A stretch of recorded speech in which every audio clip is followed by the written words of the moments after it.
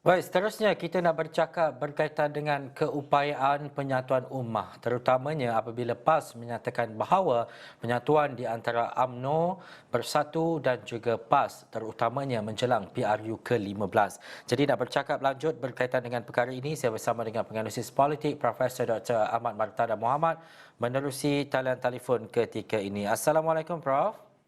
Waalaikumsalam. Prof, soalan dan juga isu besar untuk kita fahami adalah bagaimana keanjalan penyatuan ummah yang disarankan ataupun yang diusahakan oleh PAS ini mampu menemui satu titik keberhasilan, terutamanya apabila sebelum ini UMNO dengan adanya pendiriannya termasuk Bersatu itu sendiri. Tetapi menjelang PRU ke-15 mungkin ada sesuatu bentuk keanjalan yang diutarakan ataupun yang disuarakan oleh PAS itu sendiri, Doktor? Saya melihat baru-baru ini Yang Muhammad Perdana Menteri ada menyebut bahawa belum ada lagi perkataan kegagalan di antara PAS dan juga UMNO.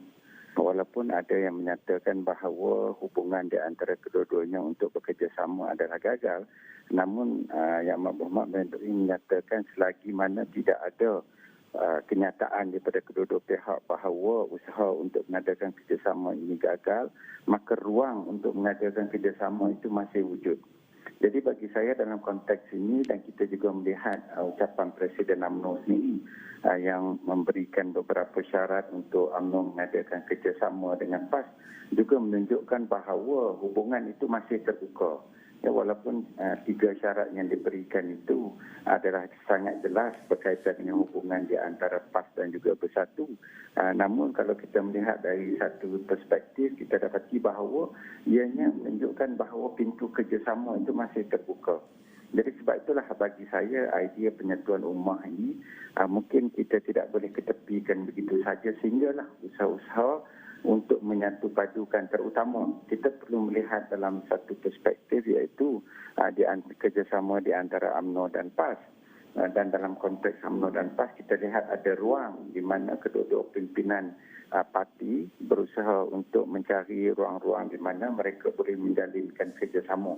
Jadi bagi saya sehingga usaha-usaha untuk menjalin kerjasama itu telah tamat dan tidak ada satu jalan penyelesaian, dan ada kedua-dua kenyataan secara terbuka daripada kedua-dua pimpinan parti, maka mungkinlah kita boleh nyatakan secara jelas bahawa penyatuan itu mungkin tidak berhasil apabila usaha sama itu menemui kegagalan. Tapi bagi saya, ruang kerjasama itu seperti mana yang disebutkan oleh Yang Muhammad Perdana Menteri sebelum ini, dan juga syarat yang diberikan oleh Presiden UMNO dan juga kesediaan PAS ini untuk meneruskan kerjasama dengan UMNO merupakan satu isyarat bahawa ruang untuk bekerjasama itu masih ada. Cuma bagaimanakah kerjasama itu boleh diterokai melihat kepada mungkin perspektif-perspektif tertentu di mana boleh mencari titik pertemuan daripada melihat apakah perbezaan-perbezaan yang mungkin menjadi penghalang kepada kerjasama tersebut. Doktor, usaha-usaha titik-titik persamaan yang perlu dicari, terutamanya dalam penyatuan ummah, itu yang diusahakan oleh PAS ketika ini. Tetapi melihat kepada perkara-perkara jelas, contohnya, bagaimana Doktor dan juga Prof melihat kepada kesediaan UMNO khususnya untuk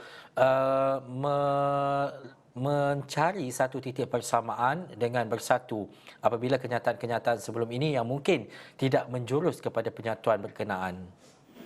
Memang kalau kita lihat dari satu segi pada ketika ini, titik pertemuan di antara Bersatu dan UMNO itu agak sukar untuk dicari, dan memang kita melihat kenyataan daripada pimpinan kedua-dua parti dengan jelas menunjukkan bahawa sangat sukar untuk kedua-dua pihak mengadakan perbincangan. Jadi bagi saya mungkin itu bukan satu cara untuk mereka meneruskan perbincangan apabila telah jelas bahawa titik pertemuan itu sangat sukar.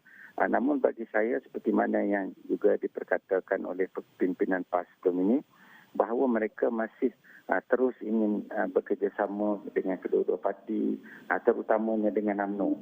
Jadi mungkin UMNO boleh melihat dari satu ruang bahawa mungkin kerjasama yang boleh dilakukan itu lebih kepada kerjasama di antara PAS dan UMNO dalam konteks federal.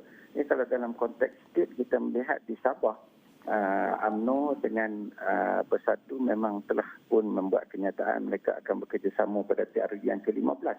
Jadi sebab itulah bagi saya mungkin ada titik-titik pertemuan yang boleh dilakukan, tapi bukanlah dalam satu skala yang besar dan bukanlah di peringkat yang tertinggi, tetapi mungkin perbincangan-perbincangan di dalam mekanisme-mekanisme lain ataupun ruang-ruang lain di mana pintu kerjasama. Terutama saya lebih melihat bahawa kerjasama di antara UMNO dan juga PAS itu boleh direalisasikan melihat kepada kesediaan kedua-dua pemimpin di dalam kedua-dua parti. Namun bagi saya mungkin kerjasama di antara pimpinan UMNO dan Bersatu pada ketika ini peringkat pusat agak sukar, apatah lagi melihat kepada hala tuju Bersatu yang tidak seiring dengan apa yang diinginkan oleh pimpinan UMNO itu sendiri. Jadi bagi saya mungkin apa yang perlu dilakukan pada ketika ini lebih melihat kepada kerjasama yang positif yang boleh diterokai di antara PAS dan UMNO terlebih dahulu sebelum memanjangkan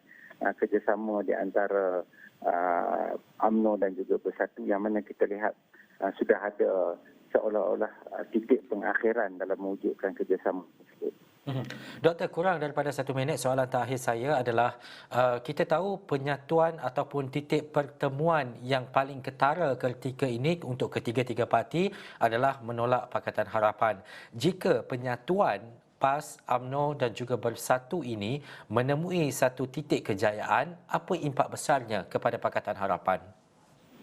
Ya, bagi saya jika sekiranya ketiga-tiga parti ini bergabung menentang PH, sudah tentulah kemenangan akan lebih berpihak kepada gabungan ini.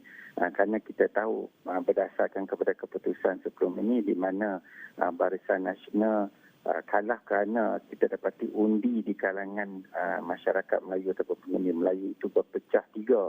Jadi sudah tentulah apabila parti-parti yang mewakili orang Melayu ini terutamanya bergabung, sudah tentulah peluang untuk penggabungan ini akan sangat kuat dan kukuh dan mampu untuk mengatasi mana-mana calon daripada PH ni, kerana kita lihat apabila parti-parti Melayu bergabung sudah tentulah ia akan mempunyai satu sokongan dan dokongan yang cukup kuat dan undi juga akan lebih tertumpu kepada kawasan-kawasan terutama majoriti orang Melayu yang sangat memerlukan kepada penyatuan bagi menghadapi PH. Jadi saya sangat merasakan bahawa jika sekiranya pergabungan ini boleh direalisasikan, maka adalah sangat sukar untuk parti PH untuk memenangi mana-mana pilihan raya ataupun mana-mana kawasan parlimen di mana apabila ketiga-tiga parti ini bergabung menentang PH.